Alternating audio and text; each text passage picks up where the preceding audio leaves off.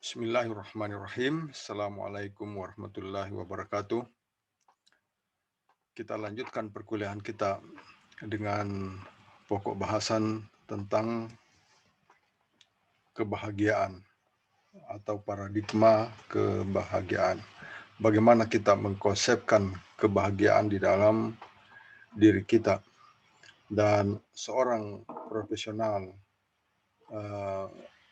impian untuk meraih kebahagiaan adalah impian yang sifatnya manusiawi bagi setiap profesional. Namun penting untuk kita ketahui bagaimana kita mengkonsepkan atau memparadigmakan kebahagiaan itu di dalam diri-diri kita. Sebelumnya, pada bagian awal, kita terlebih dahulu menjelaskan tentang konsep kebahagiaan yang penting untuk kita ketahui, beberapa pengertian umumnya. Kebahagiaan merupakan hal yang mendasari setiap manusia untuk melakukan tindakan-tindakan. Dan seringkali kebahagiaan disamakan dengan kesenangan. Ya, sering, namun agak berbeda. Ya, namun ada fenomena yang menyamakan antara bahagia dan senang. Ya, kesenangan tentu saja berorientasi pada ukuran fisik atau ukuran kuantitas barang atau kualitas barang atau apa saja yang nampak yang dapat dinilai dengan fulus atau dengan uang. Kadang-kadang sebagian orang dia senang karena harta bendanya yang banyak. Ya, apabila hal seperti ini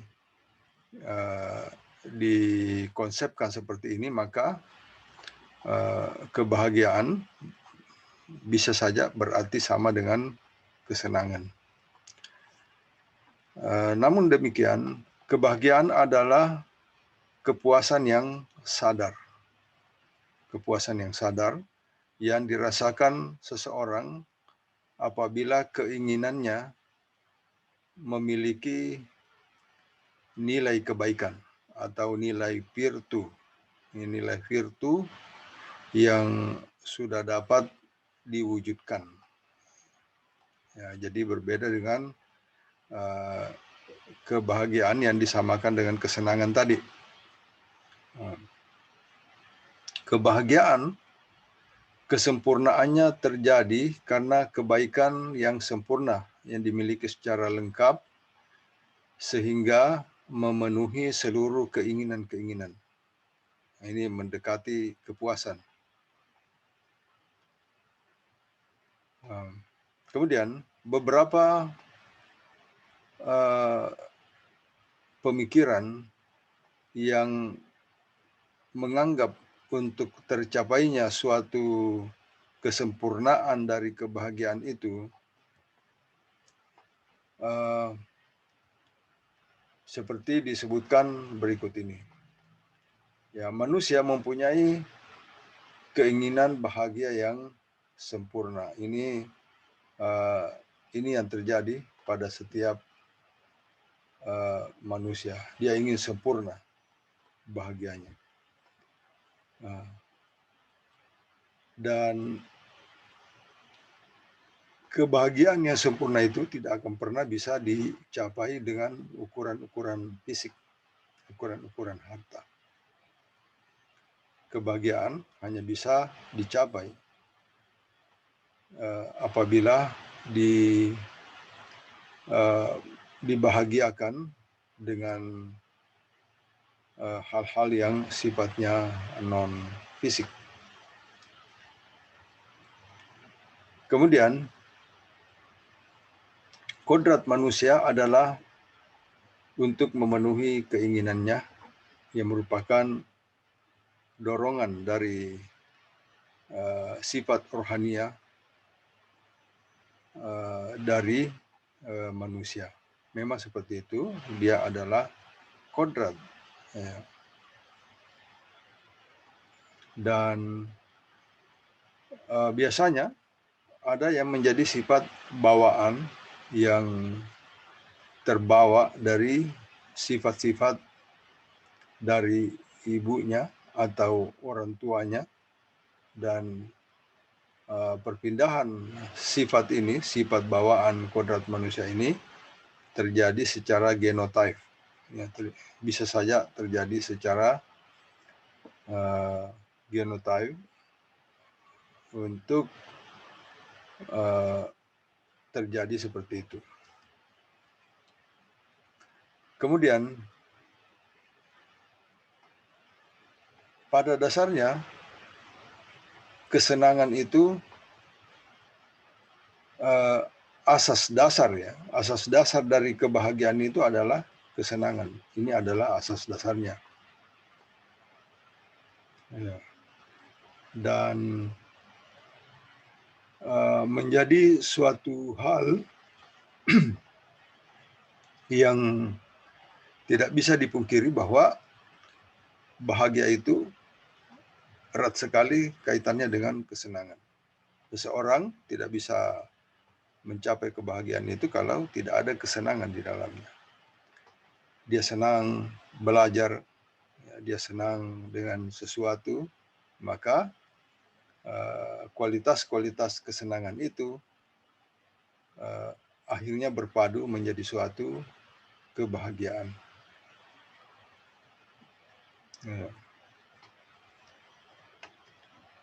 Dan kalau kita lihat beberapa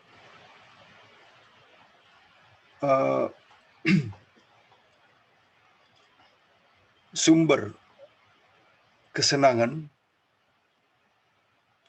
dapat dikategorikan menjadi dua kelompok.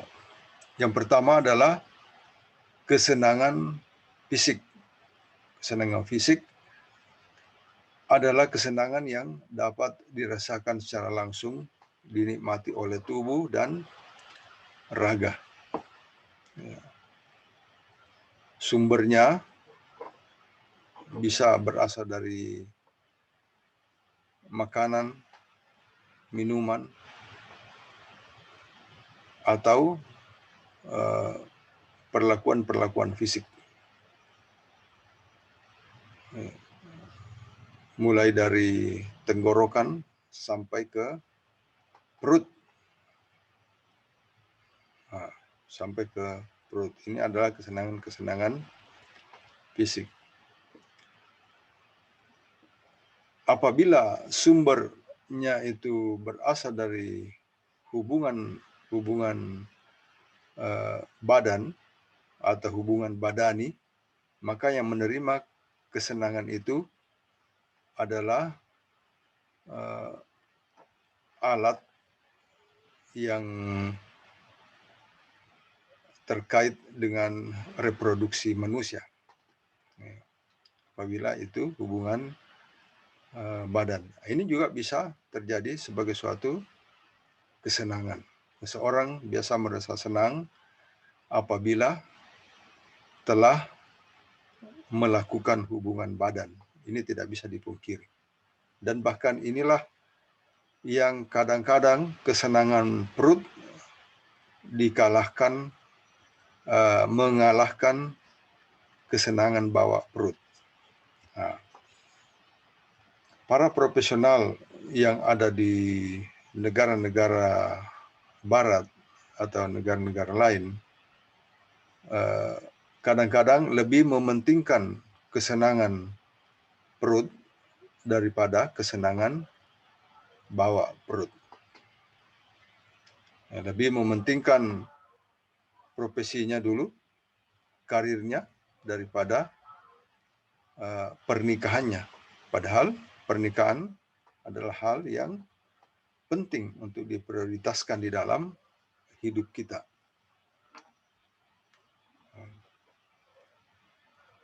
Kemudian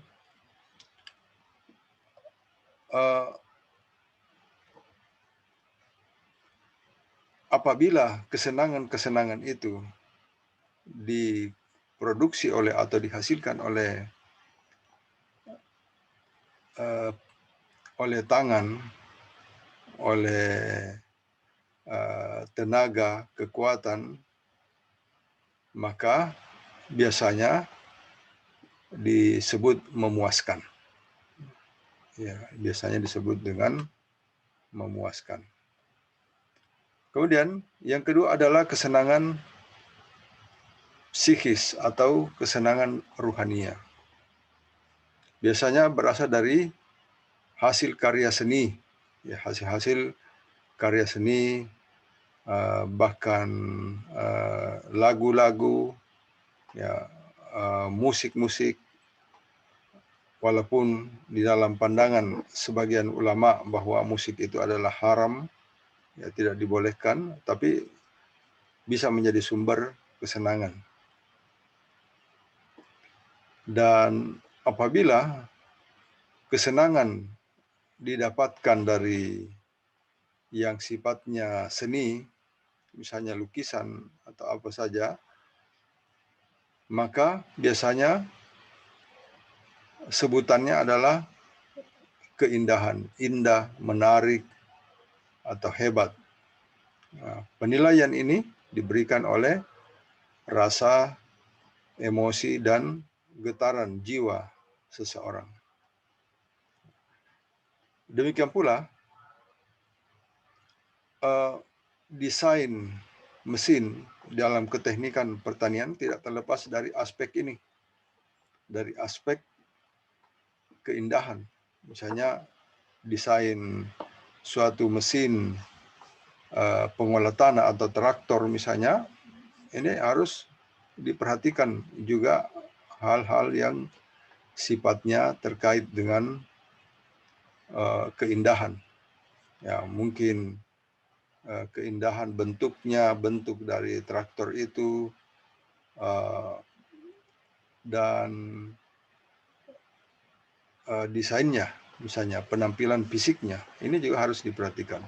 Sebab itu, di dalam mendesain suatu mesin, ya, aspek-aspek seni, aspek-aspek keindahan juga menjadi faktor yang penting untuk diperhatikan. Nah, coba kita lihat suatu smartphone. Walaupun sebenarnya antara smartphone yang satu dengan yang lainnya itu sama fiturnya, tetapi karena adanya penampilan fisik yang berbeda, yang satunya mungkin lebih indah, sehingga lebih digemari, lebih disukai oleh orang pada desain itu. Walaupun sebenarnya penampilan fisiknya sama. Karena itulah yang memberikan getaran jiwa pada orang yang melihatnya misalnya, atau yang memegangnya. Ya, yang memegangnya. Seperti itu. Ini penting untuk menjadi perhatian ketika melakukan rekayasa keteknikan atau rekayasa engineering pada suatu mesin-mesin. Demikian pula dalam industri. Ya, dalam industri juga penampilan daripada suatu pabrik ini juga penting untuk diperhatikan. Kemudian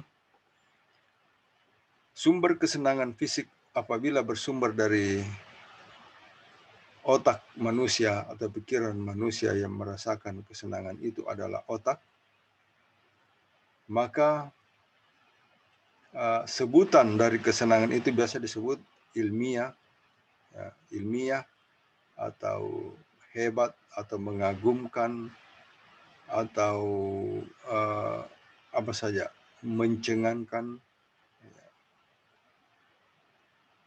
seperti itu. Atau bahkan biasa disebut dengan menakjubkan.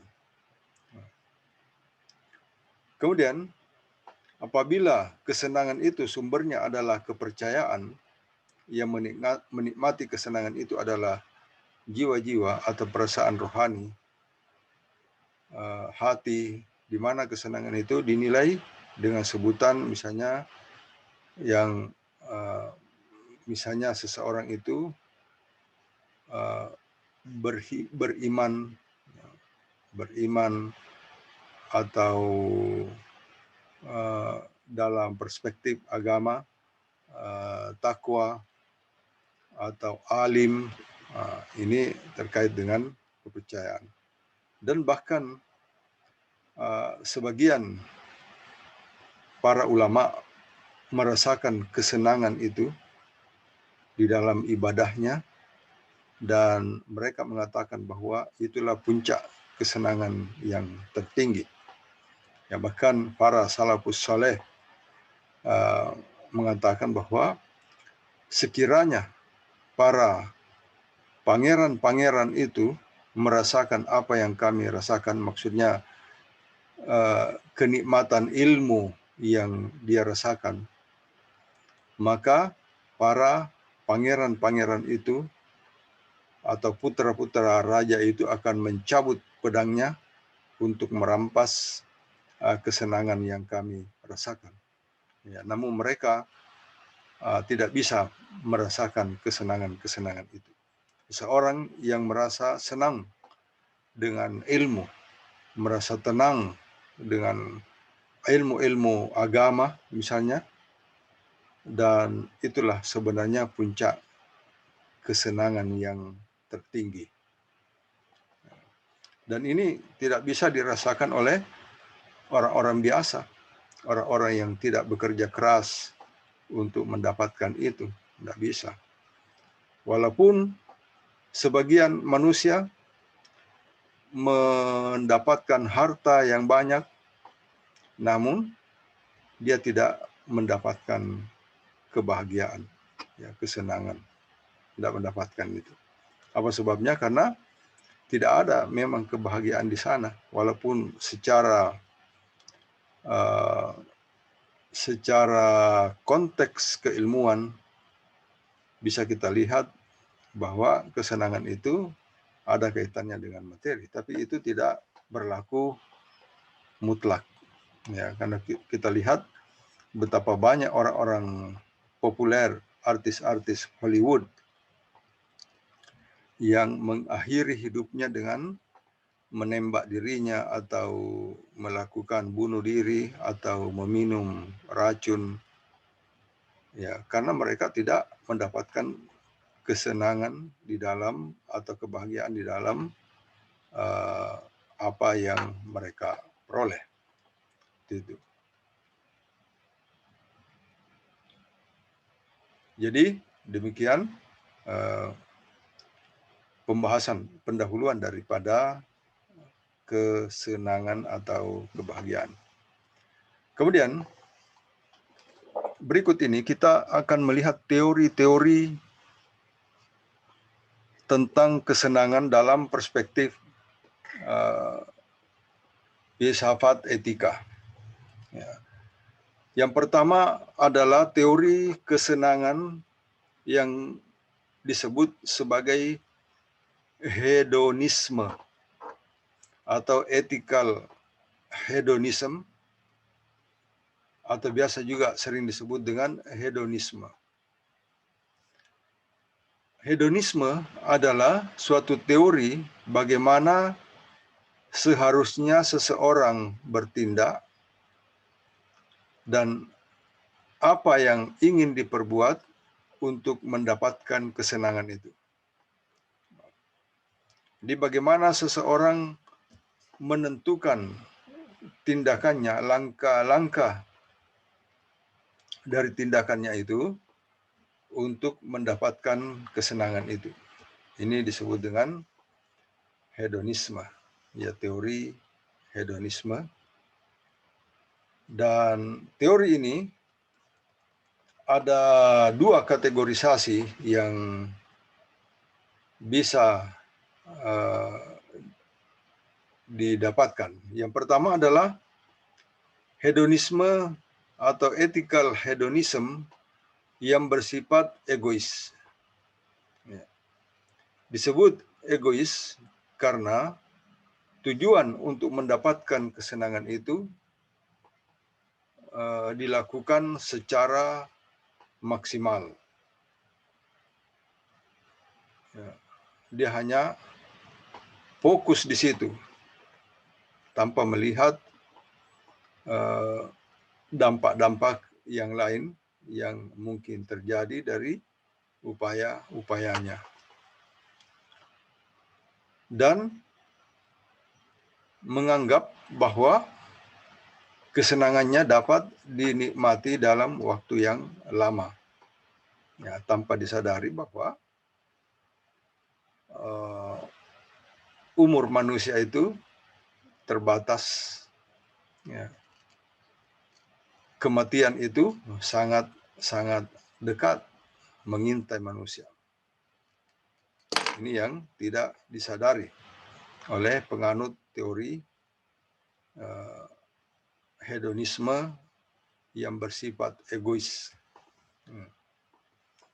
Kemudian hedonisme yang bersifat umum atau hedonisme universal, suatu aliran yang dapat dirasakan bagi diri sendiri, dan kebahagiaan itu juga selain dirasakan oleh diri sendiri juga dirasakan oleh banyak orang. Ini yang bersifat umum, ya, berbeda dari egoisme tadi. Kemudian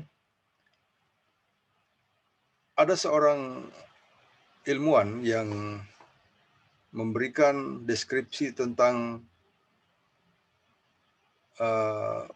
kesenangan, yaitu John Stewart, memberikan deskripsi tentang kesenangan, dan teorinya disebut dengan teori utilitarian atau utilitarianisme. Ada 6 disposisi yang diberikan oleh John Stewart ini, mengatakan bahwa yang pertama, baik di dalam bidang pemikiran maupun kerja, terdapat konsekuensi senang dan susah, dan mengatakan bahwa satu-satunya yang diinginkan adalah kesenangan. Ini teori John Stewart. Kemudian dari segi psikologis, di mana manusia itu berada, apapun mereka yang dikerjakan, dan sudah menjadi ketentuan bahwa manusia itu selalu menjadi senang. Ya. Ini dari sisi psikologis. Dan John Stewart juga mengatakan bahwa kesenangan-kesenangan itu memperlihatkan pada dasarnya tidak sama. Dan manusia cenderung memilih kesenangan yang dianggapnya lebih baik sesuai dengan dirinya. Itu. Dan dideskripsikan pula bahwa kesenangan itu dapat dirasakan oleh banyak orang, artinya bersifat umum.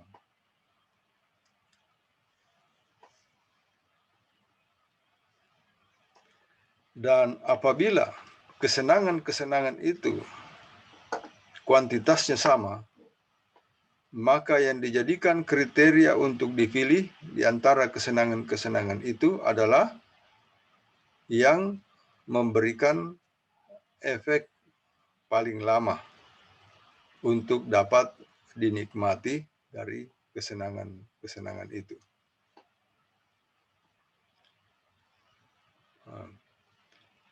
Dan suatu hal yang dideskripsikan oleh John Stuart mengatakan bahwa kesenangan itu adalah merupakan hal yang mestinya terjadi pada diri seseorang apabila orang itu telah bekerja, ya, telah berusaha dan telah berjuang untuk mendapatkan kesenangan itu. Ya, jadi orang yang bekerja yang berhak memperoleh kesenangan itu. Seharusnya seperti itu. Jadi orang yang tidak mengusahakan kesenangan, dia tidak memiliki hak untuk dia senang dengan itu. Ya, dia tidak memiliki hak untuk senang dengan suatu keadaan yang tidak diusahakannya. Ini menurut John Stuart dalam teorinya yang telah kita sebutkan sebelumnya. Demikianlah materi pokok dari mata kuliah ini yang diperuntukkan untuk semua mahasiswa. Mohon diperhatikan dan dipelajari, diambil manfaatnya dari materi yang tadi. Adapun materi yang akan kami sampaikan berikut ini adalah materi yang lebih bersifat khusus untuk mahasiswa yang beragama Islam, bagaimana mengkonsepkan atau memparadigmakan kebahagiaan. Ya. Paradigma kebahagiaan tentu ada pada setiap agama yang dianut oleh penganutnya. Namun dengan paradigma yang berbeda jenisnya misalnya. Baik, kita lihat apa itu kebahagiaan. Bagaimana definisinya? Yang pertama, kita bisa mengatakan bahwa kebahagiaan hanya bisa dilihat dari perspektif keagamaan, dari perspektif spiritualitas. Selain itu, yang kita bisa lihat hanya kesenangan. Hanya kesenangan. Tetapi dalam perspektif keagamaan, disitulah manusia bisa mengkonsepkan kebahagiaan. Secara harfiah, bahagia merupakan kata sifat yang diartikan sebagai keadaan hati di mana hati itu merasakan ketenteraman dan bebas dari segala hal yang menyusahkan. Ya. Dan kebahagiaan berarti seseorang mengalami perasaan bahagia. Perasaan bahagia dan juga merasakan ketenteraman, baik ketenteraman lahiriah maupun ketenteraman batiniah.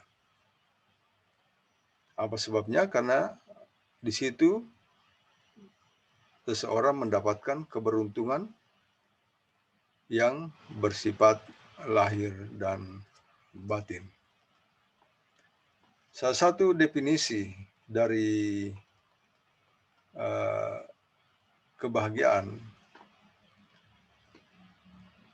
Zaid bin Thabit mengatakan bahwa bahagia adalah apabila seseorang memperoleh keimanan. Ya, apabila seseorang telah memperoleh keamanan dari gangguan manusia, ya. Jadi dia merasa aman, walaupun secara lahiriah dia diganggu oleh manusia, tapi dia terbebas dari itu. Dia tidak merasakan gangguan manusia itu sebagai suatu gangguan. Iya. Ini tentu untuk mencapai keadaan ini diperlukan riadah, ya, latihan untuk mencapai itu. Walaupun diganggu, dia tidak menimbulkan dampak pada gangguan manusia. Inilah orang-orang yang bahagia. Tatkala dia sebagai profesional, dia diganggu oleh rekan bisnisnya atau kompetitornya, tidak masalah. Dia tidak merasakan itu, maka itulah manusia yang mengkonsepkan kebahagiaan dalam dirinya. Ibnu Khaldun berpendapat bahwa bahagia adalah tunduk dan patuh mengikuti garis-garis yang ditentukan oleh Allah Subhanahu wa taala, dan juga telah ditentukan oleh sunnah-sunnah Nabi Muhammad Sallallahu Alaihi Wasallam. Al-Imam Al-Ghazali rahimahullah berpendapat bahwa bahagia adalah kelezatan yang sejati yang dirasakan oleh seseorang bila mana orang itu tetap dalam mengingat Allah, tetap dalam berzikir kepada Allah Subhanahu wa taala dengan lisan dan hatinya. Gitu. Dan dalam perspektif agama, kebahagiaan hanya bisa dirasakan dengan ilmu-ilmu agama. Ya, dirasakan dengan ilmu-ilmu agama. Ya, boleh jadi setiap sebagian manusia merasakan kebahagiaan itu dengan ilmu agama yang tidak memadai, namun tidak sama kualitasnya dengan konsep kebahagiaan yang dimiliki oleh orang lain dengan ilmu-ilmu agama. Kita lihat para pejuang. Ya, kita lihat para pejuang walaupun disiksa, ditembak, ya bahkan dibunuh, dia tidak merasakan dampak pada dirinya, walaupun disiksa, dicemooh, dicela, itu tidak masalah baginya. Apa sebabnya? Karena orang-orang ini telah berhasil mengkonsepkan bahagia itu di dalam dirinya. Dengan apa? Mencapai itu dengan ilmu-ilmu agama tentu saja. Demikian pula seorang profesional. Seorang profesional yang kuat, seorang bisnismen yang kuat, walaupun dia diganggu oleh kompetitornya, oleh saingan bisnisnya, oleh rivalnya, dia ditipu atau dirusak produknya, tidak masalah bagi dia. Dan untuk mencapai keadaan profesional seperti itu, yang selalu bahagia, tidak merasakan kesusahan, maka diperlukan, ya, profesional ini yang seperti ini harus memiliki bekal ilmu-ilmu agama yang ada pada dirinya. Ya, bekal itu harus ada. Apabila tidak, maka kualitas seperti ini tidak bisa dicapai oleh profesional. Kita lihat banyak profesional yang rajin berderma, rajin berinfak, bersedekah, dan walaupun dia diganggu oleh lawan-lawan bisnisnya, tidak masalah buat dia, dia tetap bahagia. Dia tidak pernah lupa bahagia. Dia tidak pernah lupa bahwa dirinya harus bahagia. Dia selalu mengingat kebahagiaan itu. Dan seharusnya profesional seperti itu. Prestasi yang dicapai dengan gemilang hanya bisa dicapai dengan adanya bekal keilmuan dari agama yang dianutnya. Gitu. Kemudian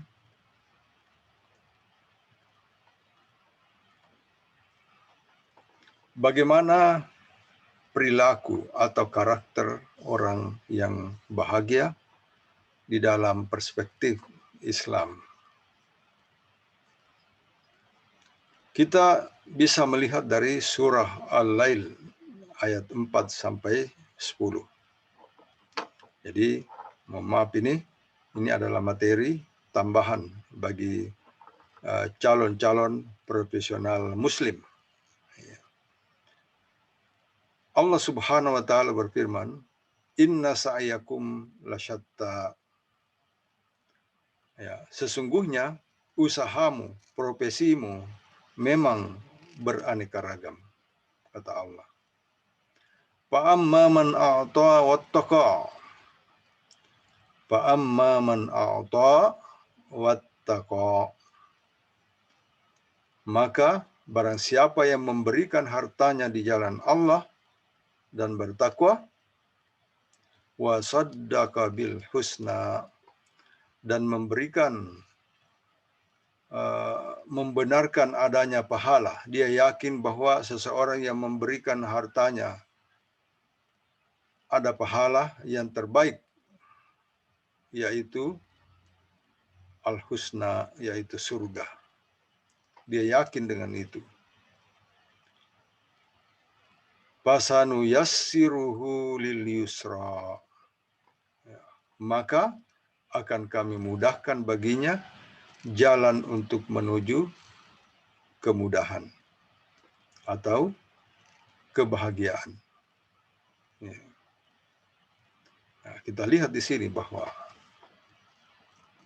bukan barang siapa yang mencari banyak harta, barang siapa yang berhasil mengumpulkan banyak harta, sehingga jalan untuk menuju kebahagiaan itu dia dapatkan. Tidak. Di sini dikatakan bahwa fa'amma man a'ta wattaqa, barang siapa yang memberi, yang suka mengeluarkan hartanya, wasaddaqa bil husna, dan membenarkan bahwa pemberiannya itu dia akan mendapatkan pahala, maka Allah katakan fasanu yassiruhu lil yusra, maka Allah akan memudahkan jalannya untuk menuju kemudahan. Ya, jalan untuk menuju kemudahan itulah kebahagiaan. Ya, apabila seseorang telah berada di jalan itu, dia selalu merasa mudah, ya, merasa gampang baginya untuk menuju kepada kemudahan, maka itulah kebahagiaan. Nah, kita lihat sebaliknya. Wa amma man bakhila wastagna, barang siapa yang, adapun orang-orang yang kikir, bakhil, wastagna, dan merasa dirinya cukup, tidak perlu pertolongan Allah, dia melupakan Allah. Nah, kemudian wa kadzdzaba bil husna, dan dia mendustakan pahala yang terbaik. Dia mengatakan bahwa tidak ada pahala, tidak ada yang namanya pahala, balasan dari Allah. Dia dustakan itu, maka Allah katakan fasanu yassiruhu lil usra. Ya, maka akan kami mudahkan, maksudnya Allah akan mudahkan baginya lil usra, jalan untuk menuju kesukaran atau jalan untuk menuju kesulitan. Ya, jadi bakhil, kikir, ini adalah jalan-jalan yang ditempuh oleh orang-orang yang tidak pernah mendapatkan kebahagiaan. Ya, tidak ada kebahagiaan di sana. Dia bakhil. Bakhil dengan ilmunya, bakhil dengan hartanya, dia tidak mau bagi kepada orang lain. Ya. Berbeda dengan orang yang bakhil dengan waktunya. Ya, orang yang bakhil dengan waktunya karena dia selalu mau memanfaatkan waktunya untuk hal-hal yang baik. Jadi dia kikir terhadap waktunya untuk hal-hal yang tidak berguna. Berbeda dengan konteks itu. Jadi orang yang kikir adalah Allah mudahkan baginya untuk menuju kepada kesukaran. Ya, profesional yang kaya tidak mau berinfak, tidak mau bersedekah, maka Allah akan mudahkan baginya menuju jalan untuk menuju kesukaran. Itu. Dari ayat ini kita bisa lihat ada dua jenis manusia di sini. Manusia yang selalu berpikir apa yang bisa diberikan kepada orang lain dan selalu bertakwa. Inilah manusia yang ideal dan inilah profesional yang seharusnya seperti itu. Sedangkan kelompok manusia yang kedua, orang-orang yang kikir, bakhil dengan hartanya, selalu berpikir apa yang bisa saya dapatkan. Ya. Kalau yang pertama tadi, selalu berpikir apa yang bisa saya berikan. What can I do for you? Ya, selalu berpikirnya seperti itu. Nah, sedangkan yang kedua, kelompok manusia yang kedua, wa amma man bakhila wastagna, dia selalu berpikir apa yang bisa saya dapat dari sini? Keuntungan apa yang saya bisa dapat? What is the benefit? Can I gain? Apa yang benefit, apa yang bisa saya peroleh? Keuntungan apa yang bisa saya peroleh dari sini? Dia selalu berpikirnya seperti itu. Itulah orang-orang bakhil dan sulit mendapatkan kebahagiaan. Seperti itu. Jadi kunci kebahagiaan adalah yang pertama, a'ta, memberi, dan wattaqa, bertakwa kepada Allah Subhanahu wa taala. Apa artinya bertakwa? Bertakwa adalah yang orientasi kehidupannya adalah berorientasi pada hari akhirat. Dia takut kepada Allah dan meyakini adanya balasan, adanya perhitungan dari setiap pekerjaan-pekerjaannya, tindakan-tindakannya. Dan derajat takwa seseorang hanya bisa ditingkatkan apabila dibekali dengan ilmu-ilmu agama. Ini cara untuk meningkatkan derajat seseorang. Dan penting untuk kita ketahui bahwa misi utama manusia dalam kehidupannya, misi terbesar seorang manusia dalam kehidupannya, dalam kehidupan dunia ini adalah untuk mencapai surga Allah Subhanahu wa taala. Dan bagaimana mencapai surga Allah Subhanahu wa taala? Adalah dengan menambah ilmu-ilmu agama. Menambah ilmu-ilmu agama. Jadi, para calon-calon profesional, para mahasiswa sekalian, ilmu dunia yang kita geluti di universitas ini Kalau hanya ilmu itu saja, tidak ada ilmu agama, maka tidak ada gunanya ilmu itu. Tidak akan menyelamatkan kehidupan ini dalam kehidupan dunia dan juga dalam kehidupan akhirat. Tidak ada gunanya itu ilmu.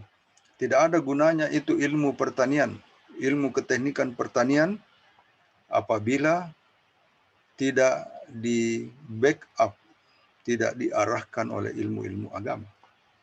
Ya, sebagai contoh misalnya, seseorang yang menguasai ilmu ekonomi, dia berdagang, tidak ada pengetahuan agamanya, dia tidak tahu apa itu riba, ya, dia tidak tahu apa itu zalim, dia tidak tahu apa itu gharar, ya, syarat untuk jual beli harus terbebas dari 3 ini.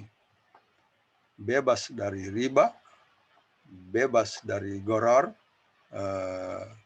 kesamar-samaran, dan juga bebas dari zalim yang bersifat merugikan orang lain. Ya, seorang profesional kalau hanya mengetahui ilmu berbisnis saja atau ilmu profesinya saja, maka dia bebas melakukan apa saja karena dia tidak tahu, karena tidak mau belajar. Maka profesional seperti ini tidak akan mendapatkan kebahagiaan baik di dunia maupun di akhirat. Dia akan menjadi orang yang bakhil, orang yang sulit untuk bahagia. Dia lupa bahagia. Dia lupa bahagia dan tentu para profesional, calon-calon profesional harus mengetahui ini. Penting untuk kita selalu ingat bahwa misi terbesar kita dalam kehidupan dunia ini adalah untuk menuju surga Allah Subhanahu wa taala. Dan kemudahan untuk menuju kepada surga itu ditentukan oleh ilmu-ilmu agama yang membimbing manusia untuk menuju ke sana, yang mengarahkan manusia untuk menuju ke sana. Dalam hadis Nabi Muhammad SAW sebutkan bahwa man salaka tariqan yaltamisu bihi ilman sahalallahu bihi ilal jannah. Barang siapa yang menempuh perjalanannya, kehidupannya, yaltamisu bihi ilman, dengan menambah ilmu-ilmu agama, ya, sahalallahu bihi ilal jannah, maka Allah akan mudahkan baginya untuk menuju surga. Oleh sebab itu, kepada para profesional Muslim, kami memotivasi untuk memperbaiki atau selain menuntut ilmu-ilmu dunia, juga harus memberikan bekal pada dirinya untuk menuntut ilmu-ilmu agama. Ya, setiap manusia merindukan yang namanya kebahagiaan, as-sakinah. Dan as-sakinah itu, kebahagiaan itu tidak akan pernah bisa diperoleh selain jalan dengan menuntut ilmu agama. Itulah orang-orang yang kuat, itulah profesional yang kuat, itulah alumni-alumni yang kuat apabila dia kuat dengan agamanya dan juga kuat dengan profesi atau keilmuan dunianya. Ilmu-ilmu keteknikan pertanian hanya sarana, wasilah untuk menuju memperbaiki tatanan masyarakat. Tetapi tidak cukup hanya dengan itu. Ya, seseorang bisa berkarir dengan baik dan terarah dan memberikan dampak yang luas apabila orang itu di backup dengan ilmu-ilmu syar'i, ilmu-ilmu fikih, terutama fikih muamalah, terutama fikih profesi. Bagaimana cara berjual beli, bagaimana cara bertransaksi, bagaimana cara mengembangkan teknologi, bagaimana cara misalnya berinteraksi dengan lingkungan, bagaimana cara memelihara lingkungan, ini semua harus diarahkan dengan fikih, ilmu-ilmu keagamaan. Itu yang dapat kami sampaikan, materi khusus untuk profesional, calon-calon profesional muslim dan muslimah. Dan tentu di dalam ujian nanti kami tidak akan tanyakan hal-hal yang bersifat khusus, tetapi hal-hal yang bersifat umum saja, pengetahuan-pengetahuan umum seperti yang materi yang bagian pertama yang pernah kami sampaikan.